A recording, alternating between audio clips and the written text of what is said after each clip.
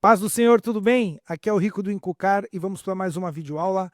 Judas traz Jesus com um beijo.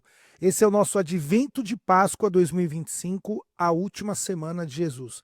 Este devocional está ali em Mateus capítulo 26, dos versículos 47 a 56.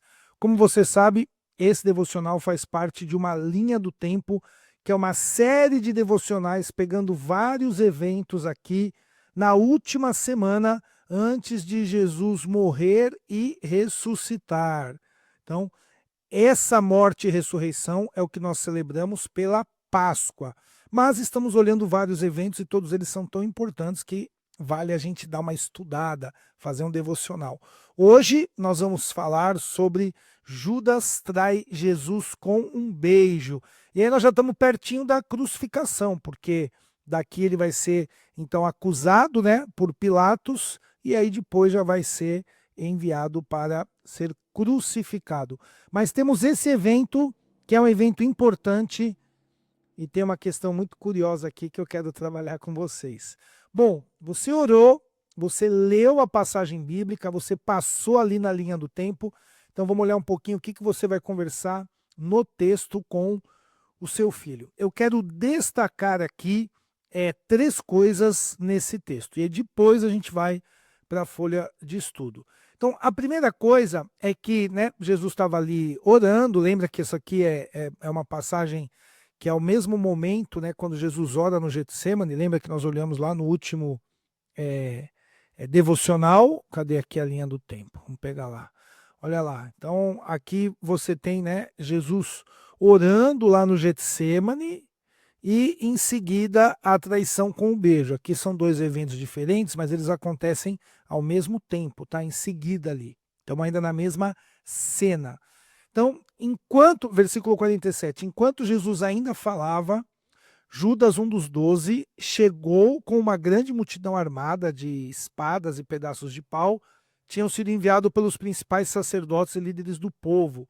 E o traidor havia combinado um sinal. Que sinal era esse? Ele falou assim, ó, a quem vocês saberão, né, a quem devem prender quando eu o cumprimentar com um beijo. E veja só, então Judas veio diretamente a Jesus, saudou Rabi e o beijou. Veja que a Bíblia chama ele de traidor. Ó, o traidor havia combinado com ele um sinal. Muitas pessoas usam isso para dizer que os discípulos eram muito parecidos e o beijo iria diferenciar ali quem era Jesus. Eu não vou dizer que isso não é verdade, mas o texto não fala isso. Eu não gosto dessa ideia porque Jesus estava o tempo todo ali, todo mundo sabia quem era Jesus. Existia essa diferença muito clara. Eles não eram tão sósias assim. Eu acho que o beijo aqui é mais uma confirmação dessa traição, né, selando essa traição. Inclusive, tem algo interessante, que ele está beijando, que é algo que é uma saudação de amigo, uma saudação de empatia. A Bíblia chama até de ósculo santo. O beijo é uma coisa que você faz com alguém num sentido legal, mas ele faz aqui para trair. Então, o beijo, que é uma coisa santa e boa, é usada para confirmar algo ruim.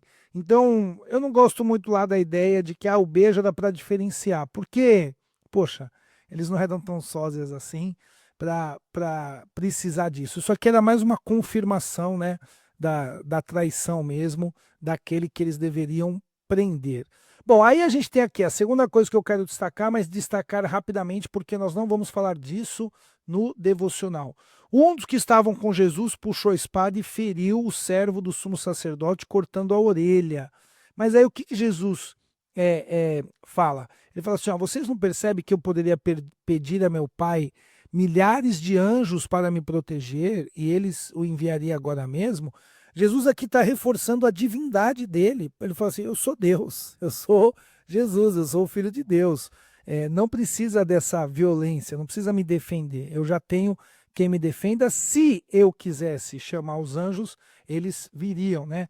E aqui a terceira coisa é exatamente, e aqui então ele confirma a divindade dele, né? E aqui a terceira coisa é aquilo que eu falei de reconhecer, porque ele fala, olha, por acaso sou um revolucionário perigoso para que venham me prender com espadas e pau? Por que não me prenderam no templo? Ou melhor, eu estava lá o tempo todo mundo sabia quem eu era, ó. Ali estive todos os dias. Então, ele vai falando que tudo isso acontece, deixa eu apagar aqui, porque eu vou riscando, vai riscando em cima. Aqui agora certinho. Peraí, deixa eu mudar a caneta, porque aí fica só grifo. Então ele fala aqui, ó, mas tudo está acontecendo para se cumpram as palavras dos profetas registrado nas Escrituras.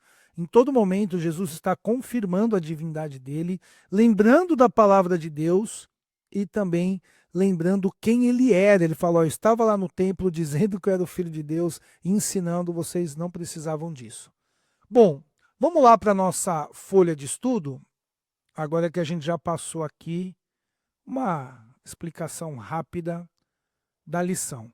Então, o que nós vamos observar nesse devocional? Primeira coisa, Judas vai ao encontro de Jesus com um beijo e trai assim, Assim Jesus é preso e entregue para as autoridades romanas. Trabalha essa dualidade, né?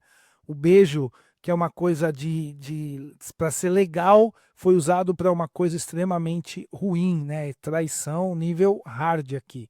Eu acho que até essa ironia, né? Destaca essa questão de traidor mesmo. Pô, você era meu amigo, você tem intimidade comigo, você está caminhando comigo, só que você foi lá e me traiu. A gente já falou lá, né, do devocional de quando ele foi pago para fazer isso. E o que isso significa? Jesus passou todas as situações como homem sem usufruir dos privilégios de ser Deus. Aqui é muito interessante porque, como ele fala, ele poderia invocar os anjos, mas ele não, ele aceitou tudo aquilo que estava acontecendo. Lembra do devocional anterior? Olha como é legal estudar a linha do tempo, você consegue fazer essa conexão entre os fatos. Ele já tinha colocado a vida dele debaixo da vontade de Deus. Então, se na cena eu estou observando um momento de traição, um beijo de amigo, entre aspas, inimigo, ele coloca Jesus numa situação difícil, mas Jesus estava permitindo que isso acontecesse, porque é assim que a palavra tinha que se cumprir. E como que nós vamos aplicar, porque essa é a parte mais importante de um devocional, que não é só encher a cabeça do seu filho de teologia, mas a gente ter um olhar na vida prática no dia a dia. Não devemos ser incrédulos em nossa vida, negociando Jesus por coisas passageiras. Jesus aqui foi traído por um beijo. E aqui houve então uma grande incredulidade de Judas, porque ele não estava sendo incrédulo no sentido de que ele não sabia que Jesus era o Filho de Deus, mas ele estava sendo incrédulo porque ele não estava vivendo aquilo que uma pessoa que diz que ama a Deus deveria viver. A gente vai ver uma pessoa que andava com Jesus, que se dizia um seguidor de Jesus, que de fato era um seguidor de Jesus, mas ele era um seguidor de Jesus falso.